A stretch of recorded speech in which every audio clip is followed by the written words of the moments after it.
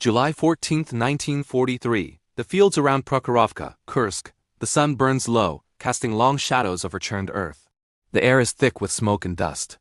Somewhere to the east, the dull growl of engines rumbles intermittently, the staccato thump of distant artillery shaking the ground beneath a Soviet infantryman's boots. He squints against the glare, spotting twisted steel and scorched tracks marking where the German advance faltered. Among the wreckage sits a Panther tank. Its turret is canted at an odd angle, a spoked wheel bent inward. For Soviet soldiers, Panther tanks had long been an ominous symbol, heavily armored, fast, and equipped with a 75mm KWK-42L70 gun that could pierce the front of any T-34 at hundreds of meters. And here, remarkably, one lies mostly intact. Lieutenant Sergei Ivanov, 24, crawls forward with his squad. Dust clings to his uniform, sweat stings his eyes. He pauses beside the Panther, brushing soot from the glacis plate. Well, we've never seen one up close like this, he mutters, voice low. The men around him nod, nervous. To the soldiers, it is both a trophy and a warning. The tank's German crew has fled, leaving behind scattered personal effects. A half-burned map, a helmet dented by shrapnel, a pair of gloves. The silence inside the turret is suffocating, as if the machine itself has exhaled after battle. The squad reports back through their field telephone. Panther intact. Transport to Kubinka requested. By July 20th, under heavy guard, the captured Panther rolls onto a flatbed train. Engineers, mechanics, and intelligence officers swarm it, jotting notes, measuring thickness, photographing angles, recording serial numbers. This is no ordinary salvage operation. The Red Army wants answers. How could a single Panther devastate entire tank companies? How can they defeat what is, on paper, nearly invincible? The journey to Kubinka is slow, jerking over rail joints, the tank's engine silent. Guards peer through slit windows at the rolling landscape. Wheat fields scorched brown, smoke rising in columns from burned villages, the distant thunder of ongoing clashes. Soldiers whisper about the Panther's reputation. Some have faced it directly. Others have only heard the stories from wounded comrades. At Kubinka, the tank is unloaded with cranes and careful coordination. Its turret squeals as it moves, hatches jam slightly. Soviet engineers are already lined up, clipboards ready. Major Alexei Petrov, the lead armor specialist, inspects the tracks. Sloped armor is impressive, he notes. Better than any T-34 frontal plate. But let's see if it runs after battle. The first startup is cautious. Diesel chokes, pistons groan, gearshift rattles. A mechanic wipes his brow. Transmission is complicated, he murmurs. Other officers exchange concerned glances. Soviet tanks are designed for reliability and simplicity. T-34s could be repaired in the field with minimal tools. Panthers require more than a full workshop. The initial tests are revealing. Sloped armor deflects shells. The 75mm gun is precise and deadly, capable of piercing thick frontal plates. Yet each acceleration produces alarming noises from the gearbox. Hatches are intricate, maintenance points crowded. Spare parts are tightly interdependent. One failure in the drive chain and the entire tank becomes immobile. Petrov calls in Lieutenant Ivanov, recently reassigned from the front. Look at the transmission, he says, pointing. Even if the crew survives an attack, the Panther may stop from mechanical failure before they do. Ivanov studies the interlocking gears. It's almost fragile, he says. For all its strength, it has a weak spine. Reports are drafted. Drawings made. Engineers debate solutions. Reinforced bearings, simplified gearboxes, easier access for field repairs. But these are not simple adjustments. The German design is a marvel of concentrated engineering, yet almost cruel in its complexity. By the end of July, the Soviets reach a stark conclusion. The Panther is lethal, but only when operationally supported. Its greatest strength, armor and gun coexists with hidden fragility. On the battlefield, a Panther could dominate. Yet prolonged operations or rushed maneuvers often reveal flaws that reduce its effectiveness dramatically. For soldiers like Ivanov, this knowledge is chilling. Facing a Panther is deadly. Capturing one is a rare opportunity. For the engineers, it is a study in caution and admiration, a technical marvel with humanly unforgiving faults. Kubinka becomes a quiet laboratory of both hope and anxiety, a place where the Red Army's understanding of German armor grows, shaping the tactics for future encounters. July 21, 1943, Kubinka Armor Testing Grounds. The morning sun glints off the Panther's wet dark green paint, still marred by scorched mud and soot from the fields near Kursk. Kubinka is quiet except for the low hum of diesel engines and the occasional clang of wrenches against steel. It is here, in this secluded compound, that the Red Army will dissect the secrets of one of Germany's most feared weapons. Major Alexei Petrov steps up onto a makeshift platform beside the Panther, clipboard in hand. He scans the tracks, the sloped glacis, the massive turret. His face is a mixture of professional admiration and analytical caution. Remember, he tells the assembled engineers, we do not fight myths here. We measure reality. Technicians begin with a methodical inspection. Every access hatch is opened, revealing cramped interiors and an array of levers, pedals, and gauges. The driver's position is tight. The gear shift assembly looks as if it requires 3 coordinated hands to operate smoothly. Lubrication points are covered with grease, and each bearing is checked for wear. Even minor scratches or dents are catalogued. Petrov crouches to examine the transmission. This is the heart, he mutters. He gestures to his senior engineer, Lieutenant Nikolai Sokolov. See how it connects the engine to the drive sprockets. One failure here, and the whole machine is dead. Sokolov nods, taking notes. Complex, precise, unforgiving. Next comes the turret rotation mechanism. A group of mechanics turns the massive turret, noting the strain on internal gears. A junior officer whispers, even a small jam could render the gun useless in combat. Petrov grimaces. That is why many Panthers we face fail after only a few hours in the field. Attention turns to armament. The 75mm KWK-42L70 gun dominates the interior. Petrov examines the breech, noting the smoothness of its operation and the efficiency of the loading cycle. Powerful, he says, almost reverently. Able to punch through our heaviest armor at range. But look at the recoil system, it's finely tuned, sensitive to maintenance. Neglect it, and the gun could seize. Sokolov opens the engine compartment. The Maybach HL230V12 is imposing, each cylinder polished and precise. Even starting this engine is a challenge, he remarks, wiping sweat from his brow. It's designed for efficiency and power, but it's not forgiving. In the field, dust, mud, or minor damage could immobilize it. Over the next week, tests escalate. The Panther is started repeatedly, driven over rough terrain, pushed to climb embankments and ford shallow watercourses. The results are illuminating. The tank moves well when maintained perfectly, but mechanical failures occur frequently. Transmissions heat up, gears jam, and lubrication systems leak under stress. Engineers document each issue meticulously, sketching diagrams and marking points of vulnerability. Meanwhile, Ivanov observes quietly. He notes the differences between the Panther and the T-34 he knew so well. The Germans built a king, he says to a fellow officer. But kings fall if their throne is weak. His words echo the sentiment growing among the Soviet team. The Panther's battlefield dominance is fragile, dependent not only on skillful crews but also on perfect maintenance and supply lines. Petrov calls a meeting on the compound's observation platform. We must understand it fully, he says. The Panther is a weapon of fear. If we face it in battle, we know it can destroy us. But we also see its weaknesses. Transmission failures, complex turret mechanisms, fragile suspension. These are exploitable. That afternoon, engineers experiment with field simulations.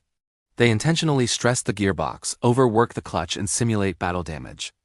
One Panther track locks mid-run, sending sparks flying as the crew scrambles to repair it. The team watches, scribbling notes furiously. The observation is clear. Under prolonged combat conditions, even a machine as formidable as the Panther can fail. Petrov pauses, looking out over the test ground. Dust rises as a T-34 crosses a trial course. He turns to his officers. Our doctrine emphasizes mobility, repairability, and mass. Here lies the lesson. Technology alone does not win the battle. Reliability under fire does. As the sun dips low over Kubinka, the captured Panther stands silent, surrounded by engineers and officers, a mechanical leviathan rendered vulnerable by human hands. In the shadows, Ivanov notes the psychological weight. Knowing its weaknesses is as valuable as facing it head-on, he says quietly. Tomorrow, our men will carry this knowledge to the front. The first evaluation concludes with a mixture of awe and relief. The Panther, for all its technical brilliance, is not invincible. Its flaws hidden but fatal under the pressures of war offer hope to the Red Army. Reports are compiled, photographs taken, and the team begins drafting detailed manuals to disseminate findings to frontline commanders. The labors of Kubinka will ripple across the Eastern Front, informing tactics, tank development, and engagement strategies for months to come. The Panther's reputation is tempered with reality, a monster with a glass backbone, capable of terror, yet surprisingly human in its fragility. July 28, 1943. Kubinka testing grounds. The morning mist lingers over the uneven training fields. Engineers and soldiers gather around the Panther, which sits on a sloped embankment, its hull still smudged with dried mud from Kursk. The air is thick with anticipation and the faint tongue of diesel exhaust. Today, the Soviets aim to push the captured tank to its limits to uncover the hidden vulnerabilities that could turn this technological marvel into a liability on the battlefield. Major Petrov signals the mechanics. The Panther's engine roars to life, a deep, almost feral growl that reverberates across the compound. Dust and gravel spurt from its tracks as the tank lurches forward. Soviet technicians follow closely, clipboards in hand, eyes tracking every movement, every strange noise. The first exercise is a steep climb, simulating battlefield inclines. The Panther moves steadily, but halfway up the embankment, the transmission jerks violently. A loud metallic screech pierces the morning calm. Sparks fly from the gearbox housing as the clutch begins to overheat. Lieutenant Sokolov hurries forward, scribbling notes furiously. Transmission heat exceeded safe limits, he shouts over the engine's roar. If this happens in combat, it's immobilization. The crew attempts to maneuver over a shallow trench next. The suspension creaks under pressure, some torsion bars bending slightly. Petrov observes, hands clasped behind his back. Excellent armor, yes, he murmurs to Ivanov, but the ride is unforgiving. A hard hit or rough terrain and the tank could be stranded. Next comes artillery simulation. Engineers fire small-caliber shells against the Panther's flanks to observe responses. The sloped armor deflects most impacts impressively, yet the tank shudders with each strike. Small mechanical shocks ripple through the turret, making the gun's recoil system twitch unpredictably. A burst of mock fire from a field cannon rattles the engine mounts. Sokolov mutters, "All systems fine, for now." But repeated stress? Not guaranteed. Even routine operations expose complications. Feeding ammunition into the breech requires precision. A minor mistake jams the loading mechanism. The turret traverse, manually assisted in this captured model, proves slow under repeated stress. Engineers note that while German crews could handle these operations, they required constant practice and care. Any undertrained or fatigued crew would struggle. By mid-afternoon, the Panther is driven over a rugged course, simulating mud, debris, and uneven terrain. The track catches a hidden rock. The drive sprocket twists, locking the right track. The tank comes to a halt with a harsh shudder. Mechanics scramble, attempting field repairs. Petrov watches somber. Even perfect engineering fails against nature and time. Simulated maintenance drills follow. Soviet crews practice replacing tracks, greasing bearings, and diagnosing engine trouble. Each operation takes far longer than on a T-34. Every tool must fit precisely. Even minor errors compound. Ivanov notes to a colleague, "It's brilliant, yes, but not built for the chaos of continuous frontline service." As evening descends, the team reviews the day's findings. Petrov gathers the engineers in the observation tower. "The Panther is lethal," he says slowly. "Its armor and gun could dominate a battlefield. But its mechanical complexity is a weakness. Transmission failures, sensitive suspension, intricate turret systems, all require care, patience, and luck. Our advantage is to force stress where it counts." Sokolov nods, pointing to the detailed field diagrams. "Mobility under fire, reliability in rough terrain, these are our metrics. Panther excels only if every system functions perfectly. Fail one, and the tank is a stationary target. The psychological impact is palpable. Even the youngest technicians understand that these vulnerabilities could save lives." For Ivanov and the field officers, the insight transforms strategy. Tanks like the Panther are deadly, but not invincible. Target the weak points, exploit operational strain, and the fearsome reputation can be mitigated. Night falls, casting long shadows over Kubinka. The Panther rests under floodlights, engines cooled, turret locked. Engineers continue recording data, cataloging every squeak, every vibration. They speak in hushed tones, aware of the rare opportunity before them, studying enemy technology without bullets flying, learning lessons that will shape the tactics of the Red Army for months to come. By the end of the week, the captured Panther has been stressed beyond what most German crews would attempt. Transmission overheating, track failures, turret jamming, all documented meticulously. Kubinka has proven that beneath the impressive armor and devastating firepower lies a network of mechanical vulnerabilities. Petrov's closing words to the team resonate in the quiet night. Technology is only part of war. Reliability, repairability, and human skill often decide the battle. Today, we understand what we face and how to overcome it. August 3, 1943. Kubinka, Moscow Oblast. The air is thick with a metallic tang of oil and freshly ground steel. Inside a long wooden hall converted into an operations room, engineers and officers crowd around drafting tables. Blueprints, sketches, and photographs of the captured Panther cover every available surface. Every angle, every mechanical nuance has been documented. The work is meticulous because lives depend on it. Major Alexei Petrov, his sleeves rolled up, points at a diagram of the Panther's transmission. "See here," he says, tapping the drawing, "this is where the German design betrays them." Even under moderate stress, this assembly overheats. Frontline crews rarely have time for meticulous maintenance. Exploit that, and the Panther stops. Lieutenant Ivanov sits nearby, leafing through field notes collected from Kursk, reports from T-34 crews, infantry witnesses, and armored scouts corroborate Kubinka's findings. Panthers were powerful, yes, but mechanically fragile. Every failure documented at Kubinka could be turned into a battlefield lesson. Ivanov writes carefully, "Mobility is the Achilles heel, target flanks and tracks. Force the Germans to move over difficult terrain. Let the machine fail itself." The team prepares the official report for Stavka, the Soviet High Command. Its contents are precise. Full technical assessments, vulnerability analyses, recommended engagement tactics and logistical implications. The transmission, suspension, and engine weaknesses are highlighted. Recommendations stress exploiting terrain, combined arms coordination, and concentrated artillery fire to neutralize Panthers before they reach optimal firing positions. Outside, T-34s rattle across the test tracks as comparative trials begin. Engineers record acceleration, turning radius, climb angles, and repair times. The contrast is stark. The Panther is faster on flat terrain, with its gun capable of picking apart Soviet tanks at extreme ranges. Yet the T-34 is far more resilient, easier to repair, and capable of operating continuously in harsh conditions. These metrics are invaluable. Petrov addresses the gathered officers. Our men face these tanks on the front every day. Understanding their weaknesses isn't just academic, it saves lives. Remember, a broken Panther is no longer a terror. Mobility equals survival. His words resonate. The team feels the gravity of their work. Every schematic drawn, every flaw noted, is destined for the hands of commanders and soldiers who will confront Panthers in the weeks ahead. By mid-August, the report is complete. Copies are sent to the Central Armor Directorate, frontline divisions, and intelligence units. Summaries accompany technical diagrams, specific instructions for targeting transmission housings, suspension components, and turret traverse mechanisms under combat conditions. Observers emphasize that while frontal armor is formidable, flanks, tracks, and complex mechanical assemblies can be exploited with tactical ingenuity. The impact is immediate. Divisional commanders adjust armored doctrine, instructing crews to prioritize maneuverability and coordination. Infantry officers are briefed on how to avoid the Panther's lethal main gun while observing its movement patterns. Artillery units practice concentrated fire on weak points identified in Kubinka, simulating scenarios where Panther movements are restricted by terrain or mechanical strain. In the field, reports trickle down to T-34 crews who fought near Prokhorovka. The soldiers are skeptical at first. The Panther had seemed unbeatable.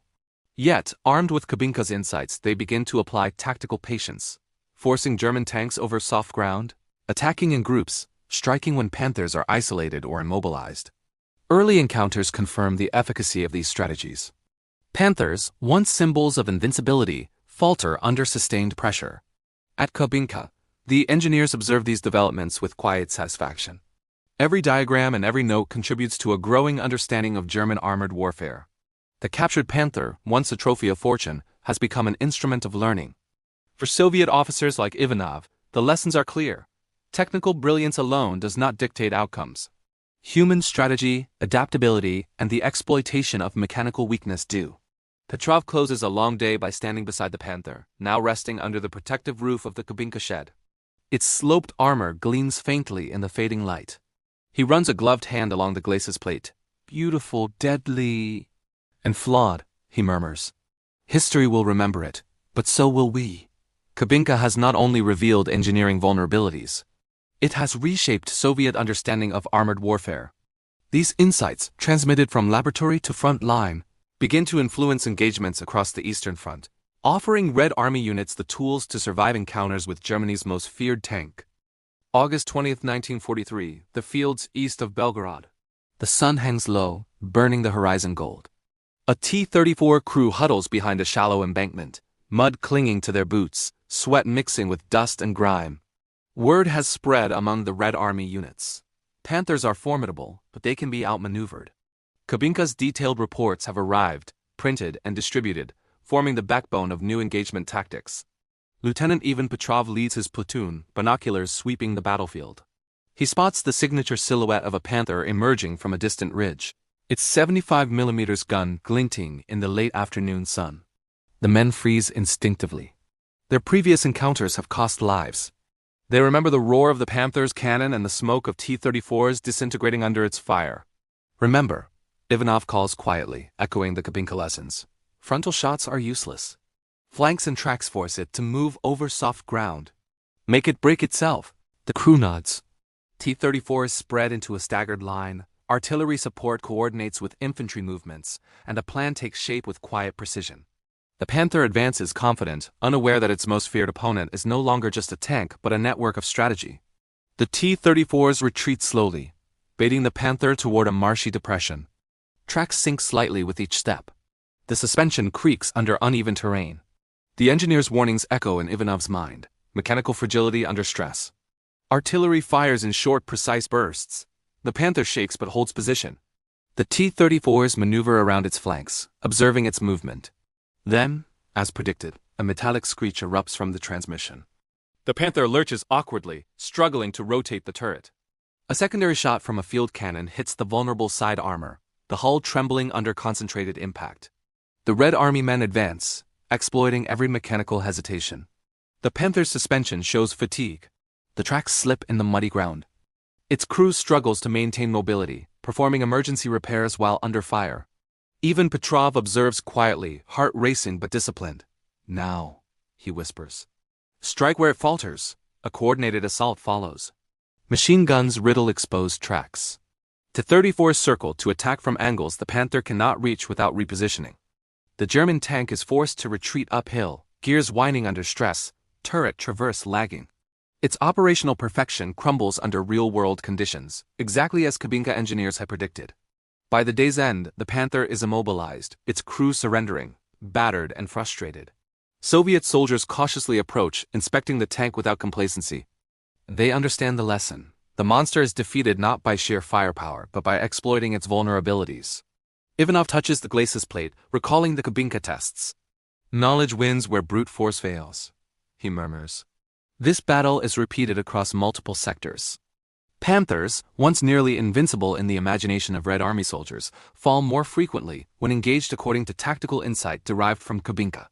Engineers, officers, and soldiers collaborate more closely, integrating intelligence into maneuver strategy, artillery positioning, and infantry support.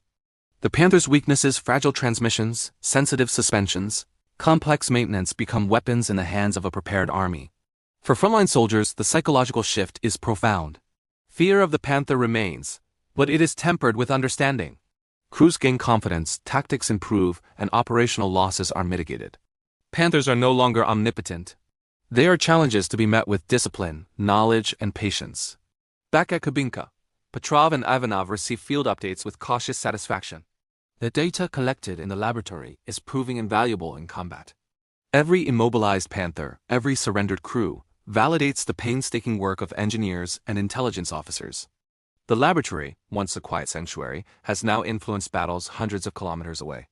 Even for the Germans, the consequences are evident. Their mechanical marvels, brilliant in design, falter when pressed beyond limits. Supply chains, maintenance crews, and fuel logistics are stretched thin. Stress fractures appear not only in steel but in strategy. Panthers may dominate isolated encounters, but their Achilles heel is now known, studied, and exploited by an opponent who once feared them without comprehension. As night falls, T-34s return to their camps, engines sputtering and mud-streaked. Soldiers gather around maps, reliving the day's lessons. In these quiet moments, the impact of Kubinka's captured Panther resonates. A single tank, once a symbol of terror, has taught an entire army how to survive, adapt, and triumph. August 30th, 1943, Kubinka, Moscow Oblast. The compound is quiet, punctuated only by the occasional clang of a wrench or the low hum of a diesel engine. Inside the main workshop, Major Alexei Petrov and his team of engineers gather around the captured Panther, which now sits stripped of certain components for detailed examination. Diagrams, photographs, and handwritten notes clutter the tables. Every bolt, every bearing, every gear has been catalogued. Petrov runs a gloved hand along the tank's hull. The Germans, he begins, voice low, designed brilliance. Sloped armor, powerful gun, impressive speed for its weight. But brilliance is not always practical. His words hang in the air like smoke. Lieutenant Nikolai Sokolov flips through the notes from field trials. Transmission failures, clutch overheating, torsion bars sensitive to minor impacts. This tank cannot endure the sustained chaos of battle without constant care. A T-34 can be repaired in hours under fire. A Panther may require days. He taps the technical sketch of the engine. Everything is interdependent. One minor failure cripples the system. The Germans traded simplicity for technical superiority, and it has consequences. Petrov steps over to the turret, examining the breech and recoil system. Even the gun, a masterpiece of engineering, is unforgiving. Dirt, mud, or a small misalignment could render it useless. Field crews must be experts. Any lapse in the tank is dead weight. The engineers debate the reasoning behind such design choices. Some argue the Germans prioritized firepower and protection over mechanical reliability, believing that superior technology could dictate the outcome of battles. Others note the logistical reality. German industry could not mass-produce perfect tanks indefinitely, and complexity often magnified failures in the field. Sokolov gestures to the suspension system. Look at these torsion bars. Effective on flat terrain, but uneven ground introduces stress fractures quickly. Panthers are not flexible. They are formidable in controlled conditions but brittle under prolonged, rugged campaigns. Petrov pauses, contemplating. Kubinka has given us a gift. Understanding enemy engineering allows us to adapt not only tactically but strategically. We can predict their failures before they occur, exploit weaknesses that they themselves may not anticipate. The engineers document their reflections meticulously. They create a comprehensive manual detailing the Panther's strengths and vulnerabilities, integrating field observations with lab data. Notes emphasize that while the Panther dominates when operational, a breakdown in any critical subsystem, transmission, suspension, or turret mechanism neutralizes its advantage. This knowledge becomes a cornerstone of Soviet armor doctrine. Even psychological insights are noted.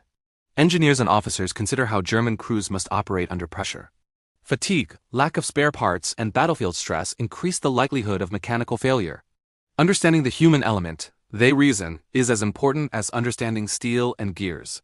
Petrov steps back, surveying the Panther one last time. It is a marvel, and a lesson. The Red Army must respect such machines, but we must also learn to survive and exploit them. Technology does not win battles alone. Men, strategy, and understanding do. In the following days, Kubinka becomes a center of armored knowledge. Soviet engineers begin applying these lessons to T-34 design improvements, emphasizing reliability, repairability, and field simplicity traits that would sustain the Red Army through the grueling months ahead. The captured Panther has not only taught them about German weaknesses, but has indirectly influenced the evolution of Soviet tank engineering. By September, Kubinka's reports circulate widely. Field officers carry summarized tactical insights, emphasizing mobility, terrain exploitation, and concentrated fire on vulnerable components. Artillery units practice coordinated strikes targeting tracks and turret mechanisms. Tank crews adapt maneuvers to force Panthers into mechanically disadvantageous positions. The laboratory's discoveries are no longer academic, they are vital instruments of survival and victory. As dusk settles, the Panther sits quietly under Kubinka's shed lights, a silent teacher. Its sloped armor glints faintly, a symbol of both German engineering prowess and human fallibility.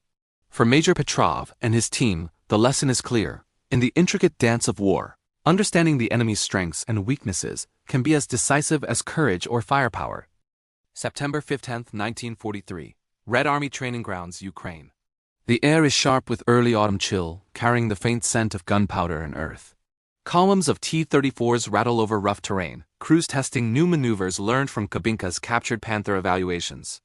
Officers watch carefully, notebooks in hand, while instructors call commands that echo across the training field. Every exercise is measured, precise, a rehearsal in strategy born from careful study rather than guesswork. Lieutenant Ivanov observes a simulated engagement. Two T-34s flank a mock Panther positioned on an elevated ridge. The enemy crew maneuvers the tank as it would in combat, revealing mechanical limitations that Kubinka engineers had highlighted: slow turret rotation under load, suspension stress over uneven ground, and sensitive transmission systems. The T-34 crews exploit these vulnerabilities, timing attacks to coincide with mechanical hesitation.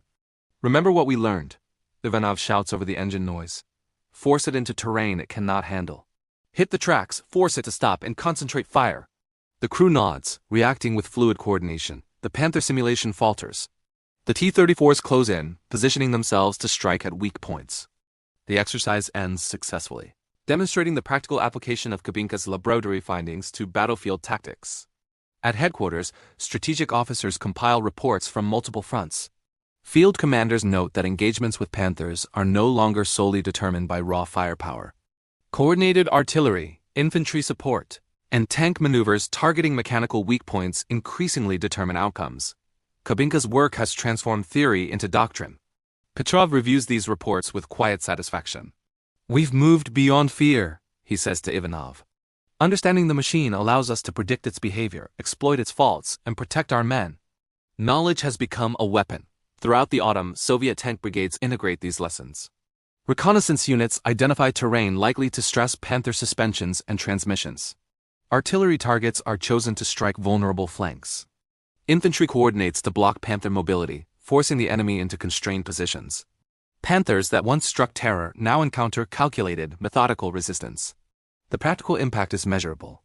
Loss ratios improve, crews operate with greater confidence, and the Red Army begins to neutralize the qualitative advantage of German armor through tactical superiority. Tanks once thought unstoppable fall when confronted with coordinated assaults that exploit both mechanical and operational vulnerabilities. The Kubinka reports also influence Soviet armored design.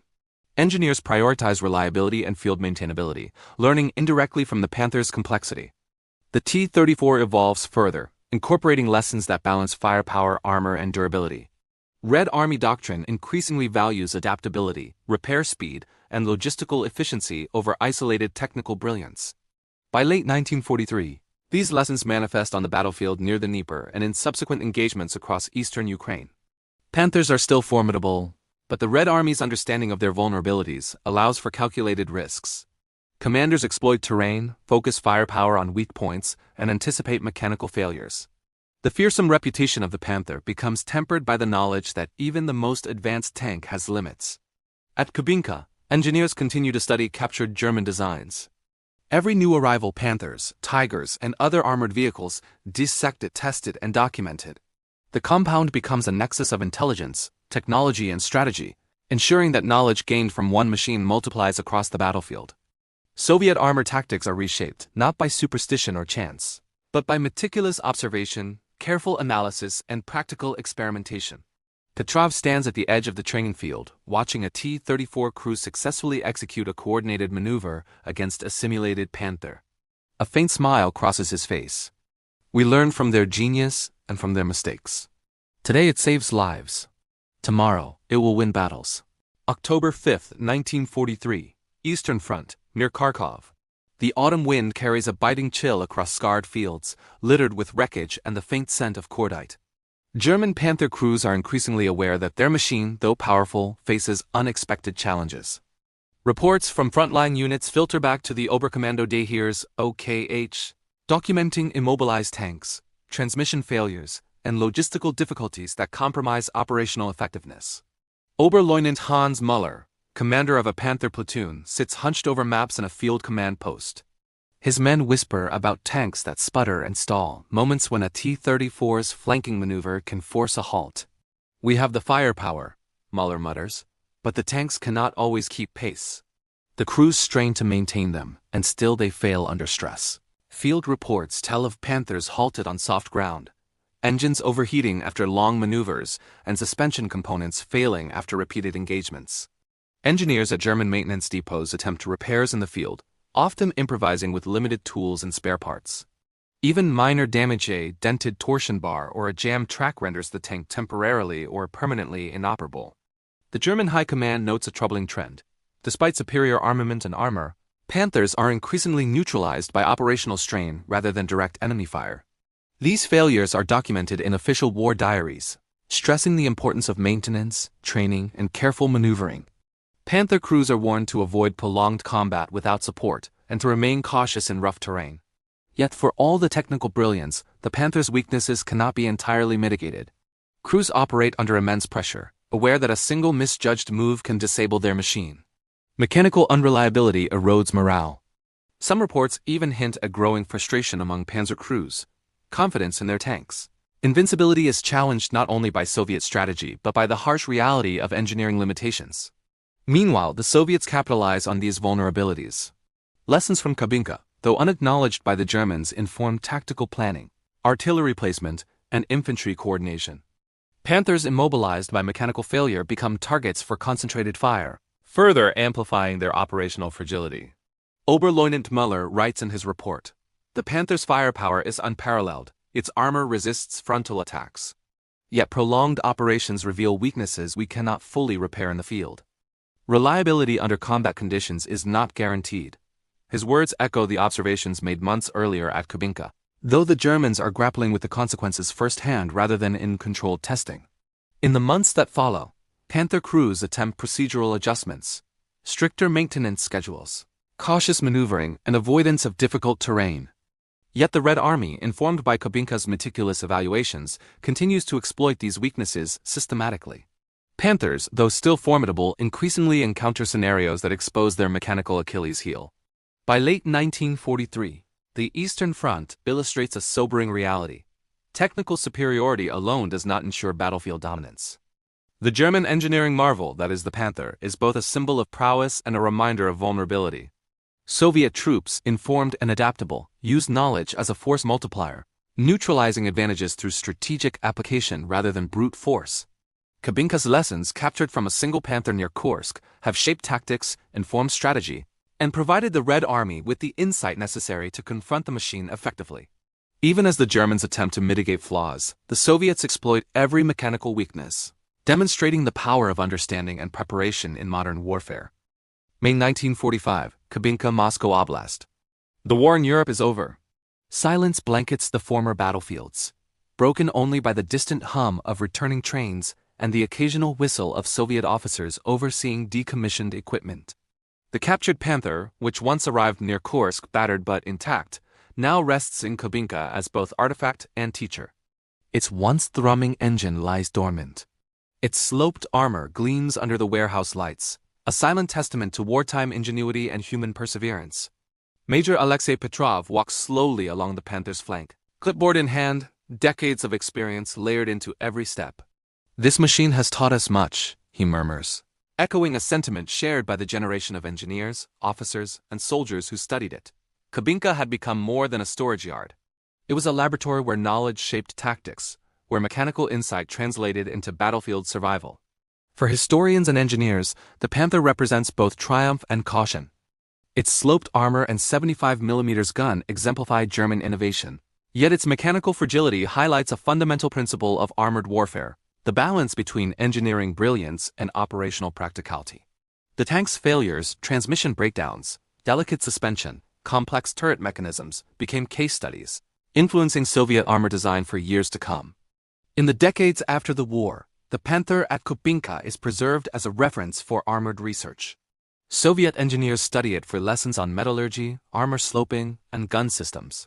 Manuals and notes collected from its evaluation inform the development of post-war tanks, guiding decisions on reliability, maintenance accessibility, and field serviceability.